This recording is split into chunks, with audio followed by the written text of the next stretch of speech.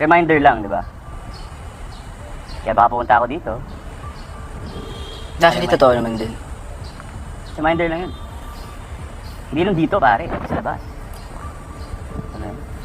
Eh, alam mo naman, hindi naman tayo talaga perfect. Diba? Daming flaws. Choice natin, ha? To grow, to learn, to be better. We have to be better. Say, mas Paano pag, have to do better.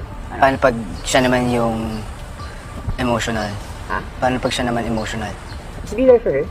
Be there for her. So yun, wala namang masama. Ito, pare. Walang masama magmahal. Masarap magmahal. As long as sarili mo hindi na mawala. Kasi pag nawala yung sarili mo, hindi Iba ka na to, sa? apektado.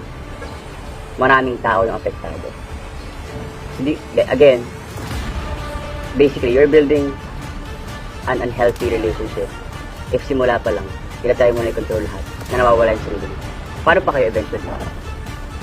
So ngayon pa lang, build good habits. So that in the future, mas okay. Andyan yung Dustin dati, di ba? Respectful, maayos, kontrolado, hindi emotional. Tapos may girlfriend ka na gusto mo, parehas kayo nag-grow sabay, outside the relationship and inside the relationship, then magiging healthy. Yes. Let it be, bro. Hindi mo kailangan control lahat ng bagay. Actually, for the past... Wala ka na, bro. Una ka na, bro. Promise. Oh,